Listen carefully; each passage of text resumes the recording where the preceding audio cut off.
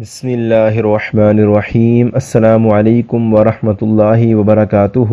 میں ہوں عمر فاروق اور ہمارا channel the light of truth میں ایک بار پھر آپ سب کو خوش آمدید کہتا ہوں۔ آج جس ٹاپک پر میں بات کرنے لگا ہوں وہ ہماری گزشتہ ویڈیو سے ریلیٹڈ ہے۔ ایک سیریز جاری ہے جس کا نام ہے دی اسٹوری آف بائبل۔ آج ہم اس کا چوتھا پارٹ دیکھیں گے جس کا نام ہے موسیٰ علیہ السلام کے بعد تورات کے حالات و واقعات۔ تو ناظرین، اپنی ویڈیو کا آغاز کرنے سے پہلے میں آپ احباب سے گزارش کرتا ہوں کہ جو احباب ہمارے چینل پر نئے ہیں یا جنہوں نے ابھی تک ہمارے چینل کو سبسکرائب نہیں کیا، پہلے وہ لال بٹن کو دبا کر چینل کو سبسکرائب کر لیں اور سبسکرائب کرنے کے ساتھ جو بیل آئیکن ہے اس کو ضرور پریس کریں تاکہ جیسے ہی کوئی ویڈیو اپلوڈ کی جائے یوٹیوب کی طرف سے آپ کو نوٹیفیکیشن آ جائے۔ ناظرین، گزشتہ ویڈیو میں ہم نے بائبل میں موجود پہلی کتاب تورات کے بارے میں چند معلومات حاصل کی تھی اور اس کی صحت کے بارے میں معمولی سا مطالعہ کیا تھا۔ آج ہم مزید تفصیل سے تورات کے حالات و واقعات کا جائزہ لیں گے۔ ناظرین، سیموئیل اسرائیلی نبی تھے جو اختلاف روایت کے ساتھ 20 برس یا 40 برس تک بنی اسرائیل کے منتظم رہے۔ انہوں نے اپنے بڑھاپے میں طالوت کو، جنہیں اسرائیلی روایت میں ساؤل کہا جاتا ہے، اسرائیلیوں کا بادشاہ مقرر کیا۔ طالوت یوسف علیہ السلام کے چھوٹے بھائی حضرت بنیامین کی خاندان سے تعلق رکھتے تھے۔ 20 برس تک بادشاہی کرنے کے بعد دشمنوں کے ہاتھوں شہید ہو گئے اور زمام اقتدار داؤد علیہ السلام کے ہاتھوں میں آ گیا، جن کی مدت سلطنت 40 سال تک رہی۔ اس کے بعد آپ کے اقتدار کے وارث حضرت سلیمان علیہ السلام ہوئے اور 40 سال تک اس شان سے بادشاہت کی کہ تا قیامت اس جیسی بادشاہی کا دعوے دار کوئی نہیں ہو سکتا۔ سلیمان علیہ السلام کے عہد میں پہلی مرتبہ اس صندوق کو کھولا گیا جس میں تورات کے محفوظ رکھے جانے کا دعویٰ تھا، لیکن جب اسے کھولا گیا تو اس میں تورات مفقود تھی۔ چنانچہ یہود و نصارہ کی مزعومہ الہامی کتاب بائبل میں موجود پہلا سلاطین، اس کا باب نمبر 8 اور فقرہ نمبر 9 میں اس حقیقت سے یوں نقاب کشائی کی گئی ہے کہ اور اس صندوق میں کچھ نہ تھا سوائے پتھر کی ان 2 لوہوں کے جن کو وہاں موسیٰ نے حورب میں رکھ دیا تھا کہ جس وقت کہ خداوند نے بنی اسرائیل سے جب وہ ملک مصر سے نکل آئے عہد باندھا تھا۔ ناظرین، تورات کی زیارت، تلاوت اور سماعت و صدیوں سے موقوف تھی، اب گمشدگی کا راز بھی کھل گیا۔ ناظرین، یہاں کئی سوالات اٹھتے ہیں جیسے کہ یہ صندوق بنی ہارون کی تولیت میں تھا اور انتہائی بابرکت متصور کیا جاتا تھا، اس سے اس قدر اجتماعی غفلت کیسے ہو گئی؟ پھر اسے بازیاب کرانے کے لیے بنی اسرائیل نے کیا سرگرمی دکھائی؟ کہیں ایسا تو نہیں کہ اجتماعی ارتداد کے ادوار میں خود بنی اسرائیلی کاہنوں نے اسے ضائع کر دیا ہو؟ یہودی تاریخ اتنے بڑے قومی جرم سے خاموشی سے گزر جاتی ہے اور پھر 357 سالوں کے بعد اچانک تورات کی بازیابی ہونے کی خوشخبری سناتی ہے۔ اس قدر طویل عرصے کی گمشدگی کے بعد کیسے اعتماد کیا جا سکتا ہے کہ یہ وہی تورات ہے جو اللہ رب العزت نے کوہ طور پر موسیٰ علیہ السلام پر نازل کی گئی تھی اور تحریف و تبدیل جیسے تمام تغیرات سے محفوظ رہی؟ لہٰذا ہم ان سوالات کو یہیں چھوڑ کر تورات کے متعلق تاریخی حقائق کے سلسلے کو آگے بڑھاتے ہیں۔ سلیمان علیہ السلام کے بعد بنی اسرائیل باہمی اختلاف کا شکار ہو گئے۔ بالآخر سلطنت 2 حصوں میں تقسیم ہو گئی۔ ایک گروہ نے یربعام کو بادشاہ بنا کر اس کا نام اسرائیلی حکومت رکھ لیا، جبکہ دوسرے گروہ نے حضرت سلیمان علیہ السلام کے بیٹے ربعام کو اپنا بادشاہ بنا کر اپنی سلطنت کا نام یہودا کی سلطنت رکھ لیا۔ پہلی سلطنت کا حلقہ اثر شمال کا علاقہ بشمول شرق اردن تھا اور پایا تخت سامریہ تھا۔ دوسری سلطنت کا حلقہ اثر جنوب کے علاقوں میں تھا اور پایا تخت یروشلم تھا۔ یہودا مورخین کے بیان کے مطابق گمشدہ تورات یوسا بادشاہ کے عہد میں دریافت ہوئی اور یوسا بادشاہ یہودا کی سلطنت کا بادشاہ تھا۔ یوسا کے عہد تک سلطنت یہودا کی مدت 357 بنتی ہے، جس میں با ایمان رہنے کی مجموعی مدت 112 سال ہے۔ اس کے علاوہ 245 سال تک پوری قوم کفر و بت پرستی میں مبتلا رہی۔ اس پورے عرصے میں فقط 4 بادشاہ مومن تھے، باقی کافر تھے یا کفر نواز تھے۔ اس کی مکمل تفصیل عہد نامے کی قدیم کتاب تواریخ میں ملاحظہ کی جا سکتی ہے۔ پھر یوسا کے عہد میں تورات کیسے دریافت ہوئی، اسے انہیں کی زبانی پڑھتے ہیں۔ لکھا ہے سلاطین اس کا باب نمبر 8 اور اس کا فقرہ نمبر 13 تا 22 میں۔ اور سردار کاہن خلقیہ نے صافن منشی سے کہا کہ مجھے خداوند کے گھر میں توریت کی کتاب ملی ہے، اور خلقیہ نے وہ کتاب صافن کو دی اور اس نے اس کو پڑھا۔ اور صافن منشی بادشاہ کے پاس گیا اور بادشاہ کو خبر دی کہ تیرے خادموں نے وہ نقدی جو ہیکل میں ملی لے کر ان کارگزاروں کے ہاتھوں میں سپرد کی جو خداوند کے گھر کی نگرانی رکھتے ہیں۔ صافن منشی نے بادشاہ کو یہ بھی بتایا کہ خلقیہ کاہن نے ایک کتاب میرے حوالے کی ہے، اور صافن نے اسے بادشاہ کے حضور پڑھا۔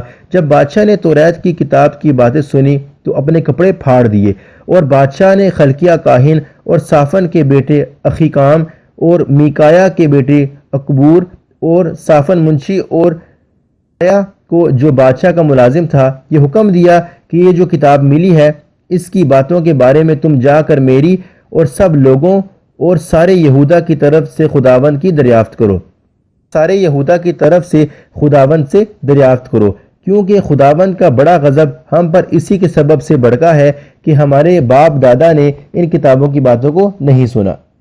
ناظرین، یہاں پر دو باتیں قابل غور ہیں۔ ایک تو یہ کہ کم و بیش 3.5 صدیوں سے گمشدہ کتاب کے متعلق خارجی دلائل کے بغیر کیسے یقین کیا جا سکتا ہے کہ وہ حقیقی تورات ہی ہے؟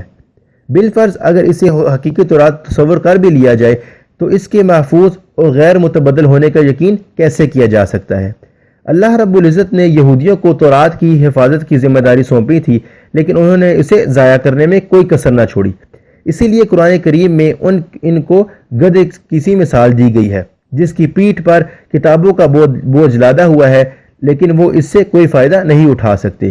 چنانچہ اللہ رب العزت قرآن پاک میں سورۃ الجمع آیت نمبر 5 میں فرماتے ہیں، مثال ان لوگوں کی جن پر بوجھ رکھا گیا تھا تورات کا، پھر انہوں نے اس کو نہیں اٹھایا، گدھے کی مثال ہے جو اٹھاتا ہے کتابوں کا بوجھ۔ ناظرین، اس کے بعد ہم یہ دیکھتے ہیں کہ دریافت شدہ جو تورات ہے اس کے ساتھ یہودیوں نے کیا سلوک کیا اور بخت نصر کا حملہ کیسے ہوا۔ یوسا نے 70 سال بحالت ایمان حکومت کی اور بالآخر مصری شاہ کے ہاتھوں شہید ہو گئے۔ اس کے بعد ان کے بیٹے نے زمام اقتدار اپنے ہاتھوں میں لی اور حکومت سنبھالتے ہی کفر اختیار کیا اور بت پرستی کا اعلان کر دیا۔ ہارونی کاہن سے تورات لے کر جہاں کہیں اللہ کا نام پایا اس کو مٹا دیا۔ 3 مہینے حکومت کرنے کے بعد شاہ مصر کے ہاتھوں سے گرفتار ہو گیا۔ اس کی جگہ اس کا بھائی یہویاکیم والی ملت ہوا۔ اس نے بھائی کے نقش قدم پر چلتے ہوئے رعایا سمیت کفر کا اعلان کر دیا، بت خانے تعمیر کرائے، ہارونی کاہن سے کتاب لے کر اسے جلا ڈالا اور اس کا نام و نشان مٹا دیا گیا۔ 11 سال حکومت کر کے یہ بھی مر گیا اور اس کے بعد امور مملکت اس کے بیٹے یہویاکین نے اپنے ہاتھوں میں لے لیے۔ وہ بھی کافر اور بت پرست تھا۔ ابھی اس نے 3 مہینے ہی حکومت کی تھی کہ بخت نصر خدائی کوڑا بن کر ان پر برسا اور یہ گرفتار ہو گیا۔ اس کی جگہ اس کا چچا متنیہ بن یوسا والی ہوا، وہ بھی مرتد اور بت پرست میں مبتلا رہا۔ رعایا بھی اس کی پیروکار تھی۔ اس کی سلطنت 11 سال ہی رہی، بالآخر یہ بھی بخت نصر کے ہاتھوں میں گرفتار ہو گیا۔ بخت نصر نے 598 قبل مسیح یروشلم پر قبضہ کر لیا تھا۔ یہودیوں نے کچھ عرصے بعد بغاوت کی جس کے نتیجے میں بخت نصر نے شہر کو تہس نہس کر دیا، ہیکل کو آگ لگا کر خاکسار کر دیا۔ 70,000 یہودی قتل ہوئے، باقی ماندہ یہودی مرد، عورتوں کو اور بچوں کو قیدی بنا کر اپنے ساتھ ہمراہ علاق لے گئے۔ عموماً یہ ظاہر کیا جاتا ہے کہ بخت نصر کے حملے میں ہیکل کے ساتھ تورات بھی نظر آتش ہو گئی تھی، حالانکہ تورات کو تو یہودی اس سے پہلے خود ہی جلا چکے تھے۔ بخت نصر کے حملے کی رودات بائبل میں موجود تواریخ 2 اس کا باب نمبر 36 اور اس کی آیت نمبر 19 اور 20 میں کچھ یوں مذکور ہے کہ خدا کے گھر کے سب ظروف، کیا بڑے کیا چھوٹے، اور خداوند کے گھر کے خزانے اور بادشاہ اور اس کے سرداروں کے خزانے، یہ سب وہ بابل لے گیا اور انہوں نے خدا کے گھر کو جلا دیا اور یروشلم کی فصیل ڈھا دی اور اس کے تمام محل آگ سے جلا دیے اور اس کے تمام قیمتی ظروف کو برباد کیا، اور جو تلوار سے بچے وہ ان کو بابل لے گیا، وہاں اس کے اور اس کے بیٹے اس کے غلام رہے جب تک فارس کے سلطنت شروع نہ ہوئی۔ تواریخ 2 اس کا باب نمبر 36 اور آیت نمبر 31 میں قید کا یہ زمانہ 70 برس لکھا ہے۔ عہد غلامی کے اس طویل عرصے میں وہ اس طور طریقے، طرز معاشرت، بلکہ اپنی قدیمی زبان عبرانی جس میں تورات نازل ہوئی تھی وہ بھی بلا چکے تھے۔ چنانچہ مفتاح الکتاب رومن اس کے صفحہ نمبر 26 1856 کے ایڈیشن میں یوں لکھا ہے کہ جب وہ اپنے ملک میں لوٹ آئے تو کلدی زبان کے سوا جو نواحی بابل میں رائج تھی عبرانی اچھی طرح نہ سمجھ سکتے تھے۔ ناظرین، یہاں تک پہنچ کر ایک بار پھر یاد دہانی کرواتا چلوں کہ تورات کو تو وہ پہلے ہی نظر آتش کر چکے تھے یا بخت نصر کے ہاتھوں کروا چکے تھے، اب تورات کی زبان سے بھی نابلد ہو چکے تھے۔ حضرت عیسیٰ علیہ السلام کے دور تک اکثر و بیشتر یہودی، یونانی یا دوسری مماثل زبانیں بولتے تھے۔ اب ہم اس طرف آتے ہیں کہ 70 سالہ غلامی سے رہائی اور تورات کی دوبارہ سے کتابت کے بارے میں کیا کہتے ہیں۔ شاہ بابل اور شاہ ایران کے درمیان جنگ ہوئی۔ انجام کار ایرانی فاتح سارس نے 539 قبل مسیح بابل پر قبضہ کر لیا، جس نے اسرائیلی قوم کی قابل رحم حالت اور مسکنت دے کر انہیں آزاد کر دیا اور وہاں پر بیت المقدس آنے کی اجازت دے دی۔ چنانچہ اسرائیلی ایک بار پھر اپنے وطن بیت المقدس پہنچ گئے۔ قید کی غلامی سے آزاد ہونے والے ان افراد میں حضرت عزیر علیہ السلام بھی تھے، جنہیں اسرائیلی لٹریچر میں عزرا نبی یا عزرا کاہن کے نام سے یاد کیا جاتا ہے۔ اس طویل عرصے تک تورات کی معدومی کی بنا پر آپ نے تورات کو اپنے حافظے سے از سر نو لکھنا شروع کر دیا۔ چنانچہ بابل میں موجود عزرا کی کتاب اس کا باب نمبر 7 اور آیت نمبر 6 میں کچھ یوں مذکور ہے: یہی عزرا بابل سے گیا اور موسیٰ کی شریعت میں جسے خداوند اسرائیل نے دیا تھا ماہر فقیہ تھا۔ ناظرین، یہاں پر ایک نقطہ یہ بھی ہے کہ یہاں ماہر فقیہ کہا گیا ہے، نہ کہ ماہر حافظ۔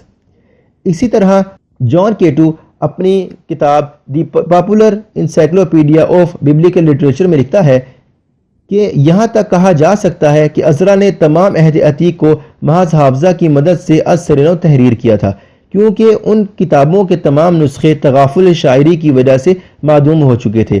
یہاں ایک نسخہ کو تمام نسخے بتلانا بھی غلط فہمی میں ڈالنا ہے۔ اگر ایک سے زائد نسخے ہوتے تو وہ اس قدر قلیل عرصے میں معدوم نہ ہوتے۔ ناظرین، تورات کے مرتب مدون ہونے کی بنا پر اسرائیلیوں میں آپ کا نام احترام سے لیا جاتا ہے، یعنی کہ حضرت عزیر علیہ السلام کا۔ بعض فرقوں نے آپ کی تعظیم میں غلو کرتے ہوئے آپ کو اللہ کا بیٹا بھی کہا ہے۔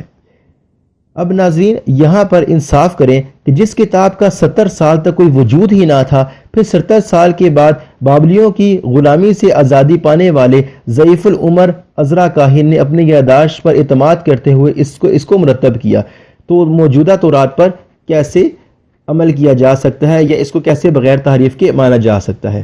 تو یہ تو تھی ناظرین ہماری آج کی ویڈیو۔ اگر آپ کو ویڈیو پسند آئے تو آپ ہماری ویڈیو کو ضرور لائک کریں، اور ویڈیو کو لائک کرنے کے ساتھ ساتھ ہمارے چینل کو ضرور سبسکرائب کریں۔ چینل کو سبسکرائب کرنے کے ساتھ جو بیل آئیکن ہے اس کو ضرور پریس کریں، تاکہ جیسے ہی کوئی ویڈیو اپلوڈ کی جائے یوٹیوب کی طرف سے آپ کو نوٹیفیکیشن آ جائے۔ اگلی ویڈیو تک کے لیے میں آپ سے اجازت چاہتا ہوں۔ چینل کو سبسکرائب کرنے کے لیے یہاں پریس کریں اور پچھلی ویڈیو دیکھنے کے لیے یہاں پریس کریں۔ السلام علیکم ورحمۃ اللہ وبرکاتہ۔